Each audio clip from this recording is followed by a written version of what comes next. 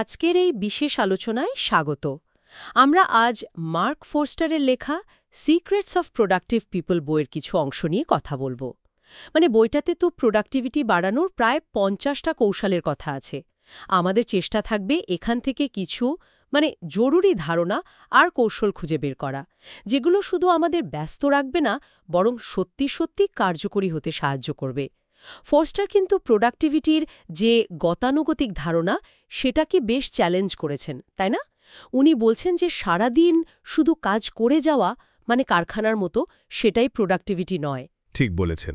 ফোর্স্টার আসলে মনে করিয়ে দিচ্ছেন যে ইতিহাসে যারা সত্যিকারে প্রোডাক্টিভ ছিলেন, ধরুন আইজ্যাক নিউটন বা ভ্যান গগ বা ধরুন হেনরি ফোর্ড, তারা কিন্তু শুধু অন্যের নির্দেশ মেনে চলেননি। তাদের নিজেদের একটা মৌলিক চিন্তা ছিল, আর ছিল কাজের ধারাবাহিকতা। আর সেভাবেই তারা পৃথিবীতে বড় পরিবর্তন এনেছেন। আমরা আজ মূলত সেই মূল ভাবনাগুলোই একটু বোঝার চেষ্টা করব। দারুণ। ফোর্স্টার তো একটা বেশ সহজ কিন্তু আমার মনে হয় খুব শক্তিশালী একটা ফর্মুলা দিয়েছেন। উৎপাদনশীলতা ইজ ইকুয়াল টু সৃজনশীলতা ইন্টু দক্ষতা। এটার মানে কি দাঁড়াচ্ছে? শুধু খুব দ্রুত অনেক কাজ করতে পারলেই কি প্রোডাক্টিভ হওয়া যায়? না, একদম না। দেখুন, যদি সৃজনশীলতা নতুন কিছু করার চিন্তা বা সেই কাজটা করার দক্ষতা, এই দুটোর কোনো একটা যদি শূন্য হয়ে যায়, তাহলে কিন্তু উৎপাদনশীলতাও শূন্য। ভাবুন একবার নিউটনের কথা।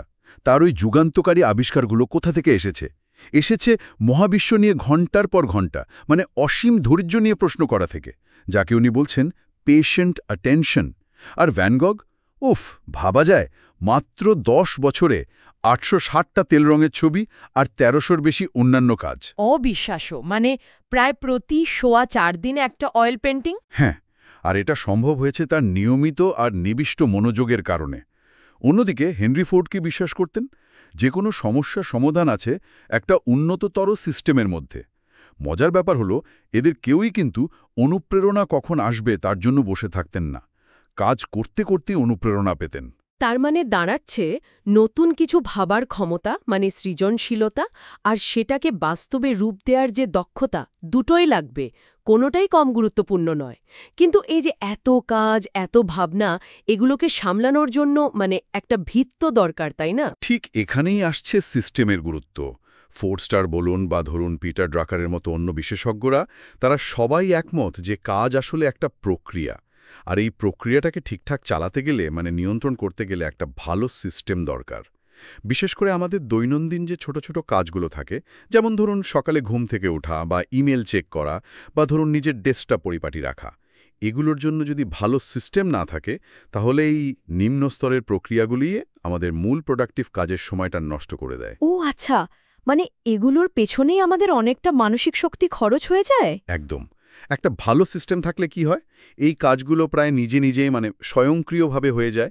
ফলে আমরা আমাদের জরুরি বা সৃজনশীল কাজে পুরো মনোযোগটা দিতে পারি। তার যদি সিস্টেমটা ঠিকঠাক না থাকে, তখন সেটাকে এড়িয়ে যাওয়া বা তার চারপাশে কোনো রকমে কাজ চালিয়ে নেওয়াটা হয়তো সহজ মনে হয়। হ্যাঁ, সেটাই তো স্বাভাবিক প্রবণতা, তাই না? ফোস্টার এটাকে বলছেন পাথ অফ লিস্ট রেজিস্ট্যান্স। কিন্তু উনি সাবধান করছেন যে এটা দীর্ঘমেয়াদে আসলে অনেক সময় আর শক্তি নষ্ট করে। তাহলে উপায় হলো সিস্টেমটাকে নিয়মিত পরীক্ষা করা, দেখা যে কোথায় সমস্যা হচ্ছে, আর প্রয়োজন অনুযায়ী সেটাকে উন্নত করা। এটা খুব জরুরি। উনি আরও একটা মজার কথা বলেছেন যে সব সময় বা কখনোই না, এই ধরনের শব্দগুলো যখন আমরা ব্যবহার করি, তখন একটু সতর্ক হওয়া উচিত। কেন? কারণ এগুলো প্রায়শই বোঝায় যে আমাদের সিস্টেমে কোথাও একটা বড়সড় গলদ আছে, সিস্টেমটা ঠিকমতো কাজ করছে না। ইন্টারেস্টিং। সিস্টেম উন্নত করার কথা যখন উঠলই, ফোস্টার তো আরেকটা দারুণ কৌশলের কথা বলেছেন, যেটা কিছুটা নিউটনের কাজের ধরনের কথা মনে করায়।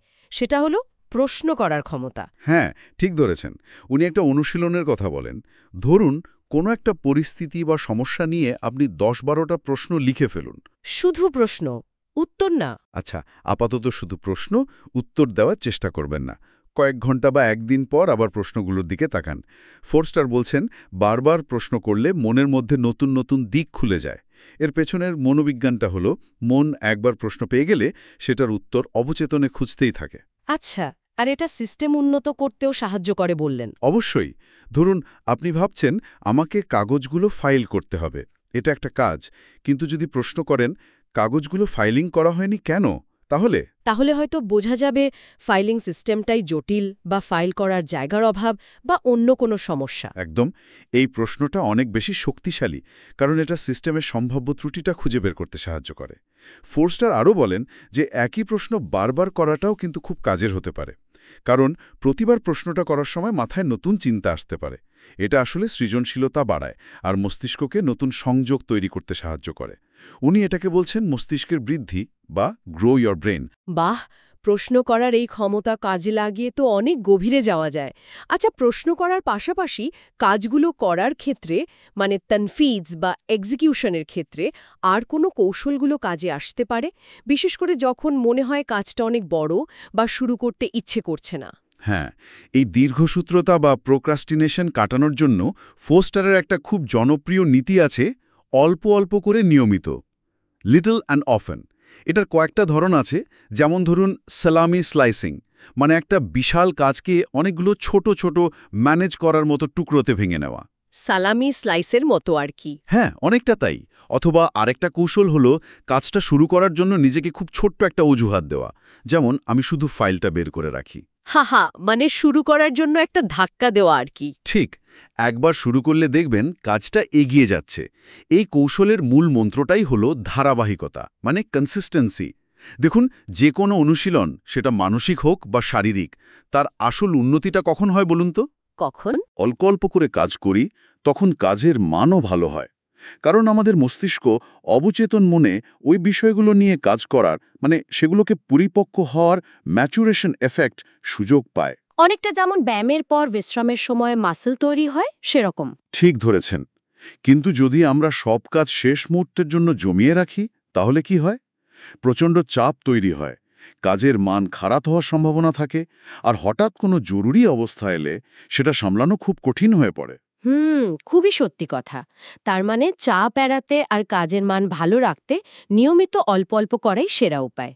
কিন্তু এত যে কাজ, কোনটা আগে করব, কোনটা পরে, কতটা করব, এগুলো সামলানোর উপায় কি? মানে সময় ব্যবস্থাপনা বা টাইম ম্যানেজমেন্ট? 4 স্টারকে ওই পরিচিত টু ডু লিস্ট ব্যবহার করতে বলেন? এখানেই একটা বড় চমক। ফোরস্টার আসলে প্রচলিত টু ডু লিস্ট ব্যবহার করতে একরকম বারণই করছেন। বলেন কি? কেন? টু ডু লিস্ট তো খুব জনপ্রিয়। হ্যাঁ, জনপ্রিয় ঠিকই, কিন্তু ফোরস্টার বলছেন এগুলোর সমস্যা হলো এগুলো খুব দ্রুত পুরনো হয়ে যায়, মানে আউটডেটেড। আর এগুলো অনেক সময় আমাদের প্রয়োজনের চেয়ে বেশি কাজের প্রতিশ্রুতি দিতে বা ওভারকামিট করতে উৎসাহিত করে। লিস্টটা দেখলেই মনে হয় এত কিছু করতে হবে। এটা ঠিক। লিস্ট লম্বা হতে থাকলে একটা চাপও তৈরি হয়। ঠিক তাই। তাই ফোরস্টার জোর দিচ্ছেন সংকীর্ণ ফোকাস, ন্যারো ফোকাস রাখার উপর। মানে আপনি ঠিক ততটুকুই কাজ হাতে নেবেন যতটুকু নিয়মিতভাবে শেষ করা সম্ভব। অতিরিক্ত বোঝা ঘাড়ে নেবেন না। তাহলে কাজগুলো ট্র্যাক করব কিভাবে, যদি টু ডু লিস্ট না থাকে? এর জন্য ফোরস্টার একটা খুব সাধারণ কিন্তু আমার মতে দারুণ শক্তিশালী একটা সিস্টেমের কথা বলেছেন। তিনি একে বলেন 5 টাস্ক সিস্টেম। 5টা কাজের সিস্টেম। কিভাবে কাজ করে এটা? খুব সহজ। ধাপগুলো এরকম: 1. আপনি দিনের শুরুতে সবচেয়ে গুরুত্বপূর্ণ 5টি কাজ একটা কাগজে বা নোটবুকে লিখুন, শুধু 5টি। 2. এবার ওই তালিকা অনুযায়ী পর্যায়ক্রমে কাজগুলো করুন।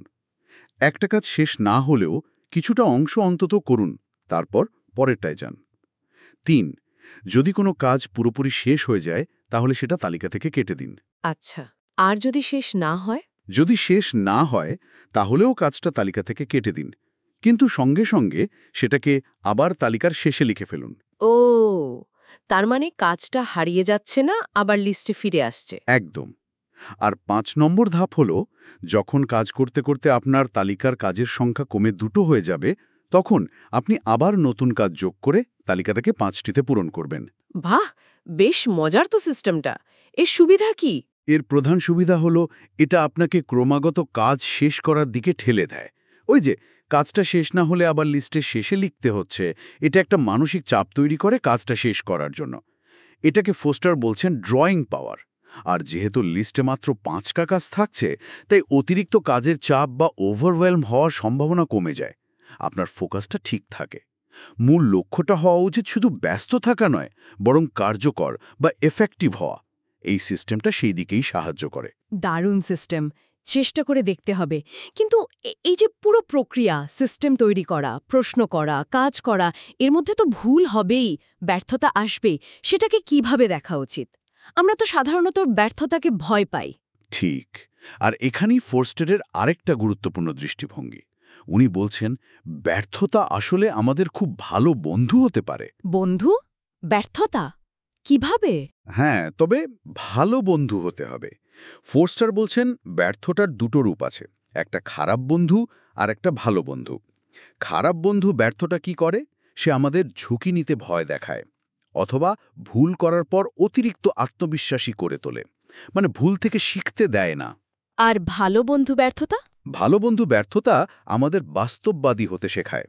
কোনো কাজ শুরু করার আগে ব্যর্থতার সম্ভাবনাটা মাথায় রাখলে আমরা সম্ভাব্য ঝুঁকিগুলো কি সেটা নিয়ে ভাবি এবং তার জন্য প্রস্তুতি নিতে পারি।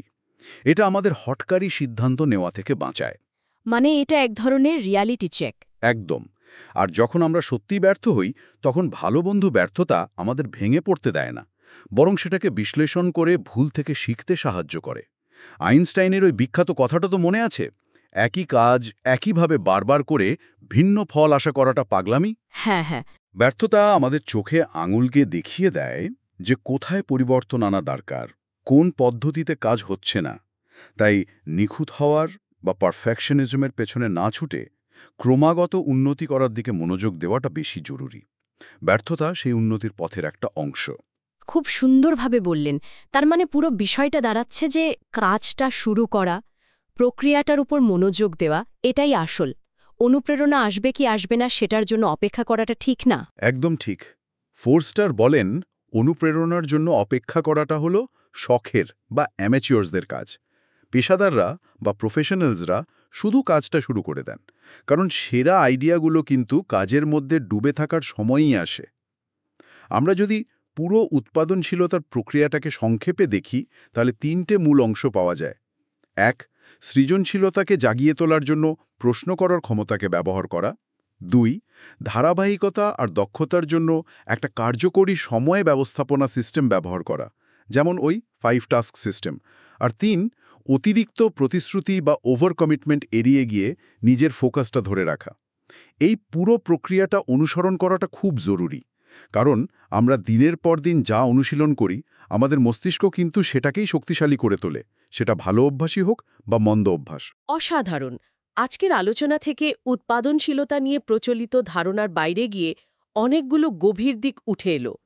এটা যে শুধু দক্ষতার ব্যাপার নয়, বরং সৃজনশীলতা আর দক্ষতার একটা মেলবন্ধন, এই ভাবনাটাই খুব গুরুত্বপূর্ণ। সেই সঙ্গে সিস্টেম তৈরি করার প্রয়োজনীয়তা, অল্প অল্প করে নিয়মিত কাজ করার কৌশল, প্রশ্ন করার অভ্যাস তৈরি করা, আর ব্যর্থতাকে ভয় না পেয়ে তাকে বন্ধু হিসেবে গ্রহণ করার মানসিকতা, এগুলো সত্যিই ভাবার মতো। ফোরস্টার আরও একটা খুব জরুরি এবং কিছুটা ব্যক্তিগত বিষয়ের দিকে আমাদের মনোযোগ আকর্ষণ করেছেন। সেটা হলো সেই কাজটি যা কেবল আপনিই করতে পারেন, the work only you can do. ভেবে দেখুন, প্রতিটি মানুষের জীবনে বা তার কাজের ক্ষেত্রে এমন কিছু বিষয় থাকে, এমন কিছু দায়িত্ব বা সম্ভাবনা থাকে, যা তার অনন্য দক্ষতা, অভিজ্ঞতা বা দৃষ্টিভঙ্গির কারণে কেবল তিনিই সবচেয়ে ভালোভাবে করতে পারেন। অন্য কেউ হয়তো সেটা পারবে না বা সেভাবে পারবে না। তো আজকের আলোচনার শেষে শ্রোতাদের জন্য এই প্রশ্নটা রেখে যাওয়া যেতে পারে। তারা একটু ভেবে দেখতে পারেন, তাদের জীবনে বা কাজে সে অপরিহার্য, সেই ইউনিক কাজটি কি, যা কেবল তিনিই করতে পারেন। এবং আজকের আলোচনায় আমরা যে কৌশলগুলোর কথা বললাম, সিস্টেম তৈরি, প্রশ্ন করা, ফোকাস রাখা, ব্যর্থতা থেকে শেখা, এগুলো কিভাবে সেই বিশেষ কাজটি খুঁজে বের করতে এবং সেটিতে আরও বেশি মনোযোগ দিতে সাহায্য করতে পারে। বাহ, এটা সত্যিই একটা গভীর চিন্তার খোরাক। নিজের সেই অনন্য কাজটা খুঁজে বের করা আর সেখানে মনোযোগ দেওয়া, চমৎকার একটা প্রশ্ন। এই গভীর অন্বেষণ আজ এখানেই শেষ করছি। আমাদের সঙ্গে থাকার জন্য এবং শোনার জন্য অসংখ্য ধন্যবাদ।